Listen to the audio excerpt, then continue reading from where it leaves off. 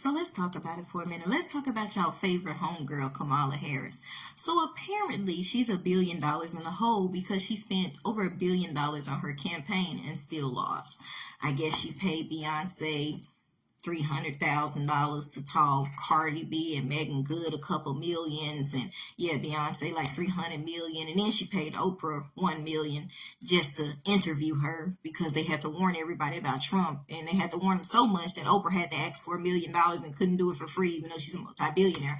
That's beside the point. But now Kamala and her administration is begging people to help them get money back for the money that she spent the wrong way. And I just find it ironic because she had all these black women around the country now raise up over $50 million for her overnight, if not more.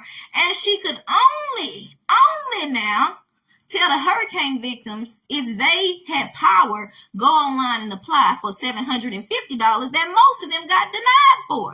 And I'm like, instead of paying Cardi, Beyonce, and Oprah millions of dollars to perform or to just speak to you, why not pay these hurricane victims that are American citizens that we giving our tax money for things like this for American citizens? But instead, they spent billions on illegals. They spent $1 million for Oprah. They spent hundreds of millions probably to get all these other celebrities to bend over backwards and show their tail.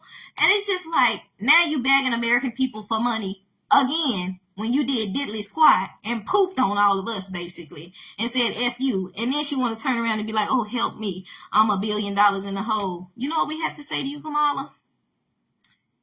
You know what we have to say? Do you know what we have to say to you? That's what you get. Karma is something else, because it will come around and bite you in the booty, and you reap what you sow. And real Americans, know you wasn't about that life, and know that you weren't for Americans. You were for people that were not Americans.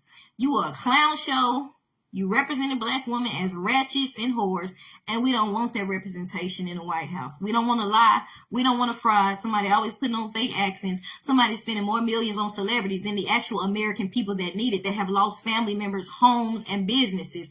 We didn't need you. And in the fact that on top of all of that, y'all, the cherry on top is that your homegirl didn't even have enough decency to give y'all a farewell speech the night she lost. Oh no, she had to send Uncle Joe, whoever the black man was that she sent out there to speak for her. She didn't even have enough decency to say, hey, y'all have spent thousands of dollars or hundreds just to get an airplane ticket, just to get a hotel to come see me, because y'all thought I was going to win.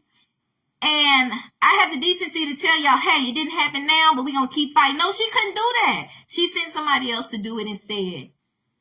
But this is who y'all voted for. That's what she thought of y'all. And if she did that when she didn't win, imagine how she would have treated us if she was president. Poop on us. She don't care about Americans. She only care about people that are non-Americans. She's a fake and she's a fraud. And that goes to show that she got into her little womanly attitude. She threw a tantrum and she couldn't even come out there to be at least supportive for her supporters like they've been supporting and riding with her the whole time. If that don't make y'all think and reconsider voting for Kamala, honey, I don't know what will. The fact that she got all these ratchets representing black women, that should have had y'all thinking. But it didn't, because this is what they reduced black women to. This whole thing, her whole campaign, was a disgrace. It was a mockery of black women. It was a front. It was a fraud. Every other show was a different accent. I didn't even know what was next. I really didn't. Like, I'm just glad that God has kept us from this Jezebel and this witch. I just had to let y'all know what was up and how I was feeling, because God just saved us from a lot of mess if Kamala would have got in there, and from a quicker judgment and wrath coming on America, because she's a Jezebel. She's a witch. And some of y'all still riding for her, and she was never riding for you. So I'm just confused. Get with the program. Get with the program, or get left behind. Choice is yours. Jesus, forever, today, tomorrow, and forevermore. Trump 2024. Let's